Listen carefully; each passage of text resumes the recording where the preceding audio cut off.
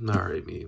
It is sometime in January, and I've suffered through it, and I finished reading another from the Wonderful Wonders of Oz. This one being The Patchwork Girl of Oz, which is the last book placed in this collection, but is the seventh actual Wizard of Oz piece, which means I've officially read half of them. Oh boy. I mean, this was just a lot of just not wanting to read this, right?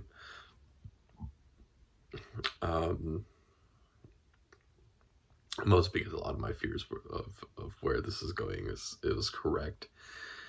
Of where, and I feel like I mentioned this in one of the previous ones, or at least I mentioned it to a friend of mine while discussing this, of like, this reads so much like it's AI generated.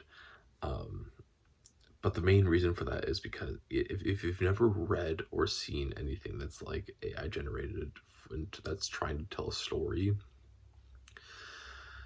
the biggest issue is that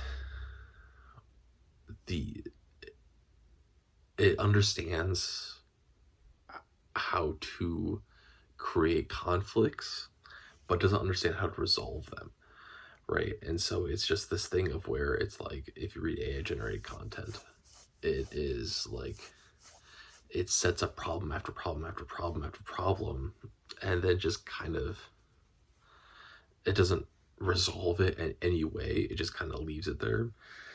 And that is exactly what is going on with these Wizard of Oz books. The Patchwork Girl of Oz, it kind of does like a little reset. In this, we follow Ojo, who was a munchkin,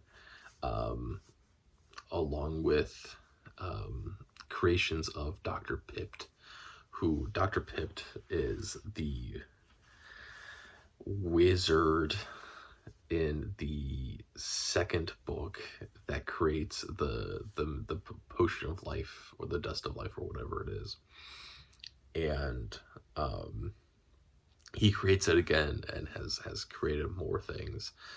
And so now we have this glass cat that is very conceited, but has brains. You have now the Patchwork Girl, the titular Patchwork Girl of Oz. And then you also have this phonograph that exists. And yeah, it's this very, it is in effect a recreation and a retelling of Dorothy's adventure, but with slightly different characters, right? Of where, like, this is what if everyone was from the land of Oz, and if they had slightly different personalities, this is kind of how that story would have gone, right? Kind of deal. And so you have Ojo, who is the stand-in for Dorothy. You have the Patchwork Girl, who's the stand-in for the Scarecrow. You have the Glass Cat, who is the Tin Man.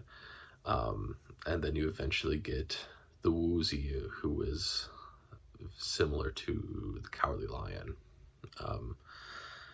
right?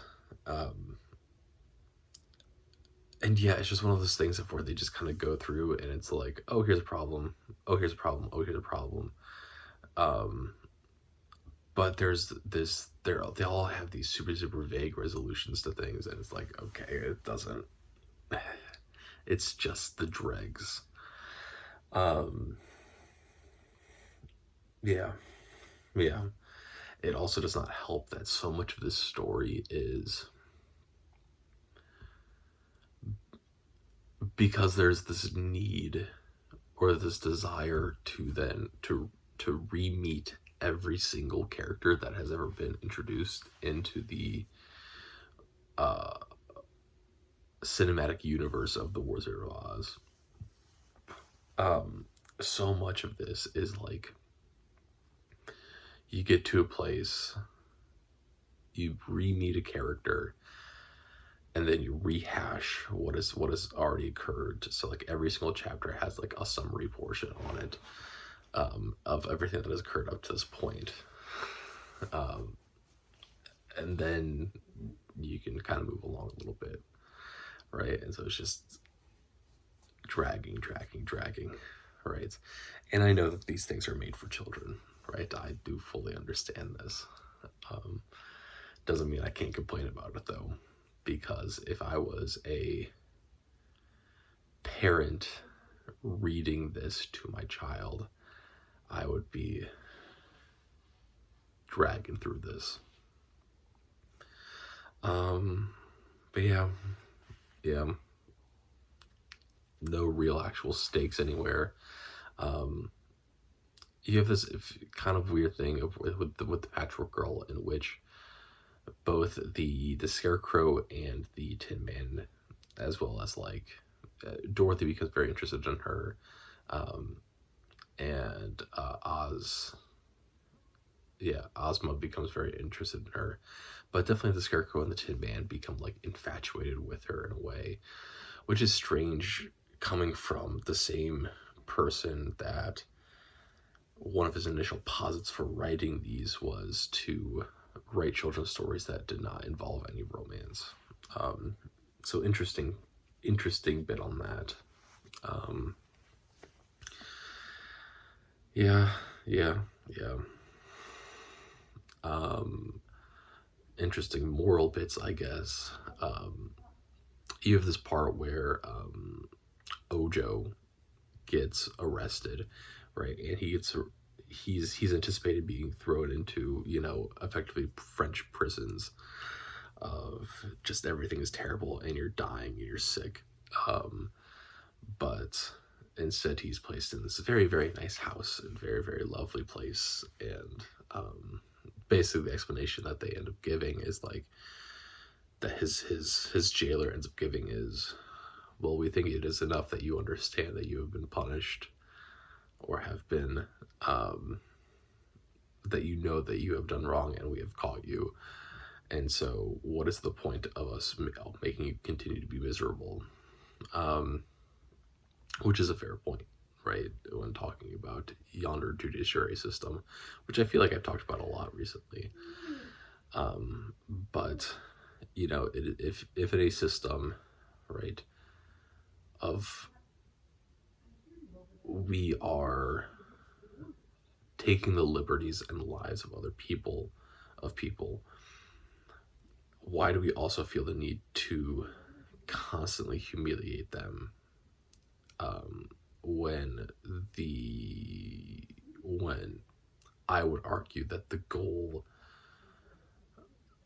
of the vast majority of crimes and therefore imprisonments is to then attempt to rehabilitate into society, right? Rather than continuously punish, right? So yeah, there's that. That's a whole fun thing.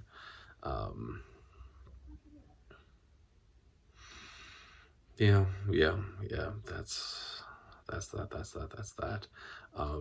You get throughout the whole thing, you have this whole issue, which Ojo refers to himself as Ojo the Unlucky, as well as his father did, right? And he kind of gives all these reasonings as to why he feels that he is unlucky. But, in the truth of what it is, right? It is this thing. And I feel like I've talked about this before within education, but like, and the way that we sometimes take actions within public education, but like the concept of like, it is this self-fulfilling prophecy, right? Of, you think that someone is a certain way, and therefore that all of their interactions, all the things that they do, then fall into that same pit, right? And so no matter what occurred, no matter how lucky or how thankful Ojo should be, he views it as being the unluckiest person in the world because it wasn't the perfect outcome, right? And we do this to students all the time, right? Of where if right? The largest predictor of if a person is going to graduate high school is their reading level in third grade, right? And you know, well, if they're struggling now, they're going to struggle with this, and therefore they're going to struggle with this, and therefore I'm going to treat them as if they're struggling constantly. Or if they were a problem child here, they're going to be a problem child here, they're going to be a problem child here, right? And it's all self-fulfilling. And then it turns out that, Ojo is actually the super luckiest in the world because he didn't have to kill a butterfly, but also got his dad back. So hooray there, and also got a wonderful new house to live in. So yeah, that's the Patchwork Girl of Oz. I don't know. 7 more to go.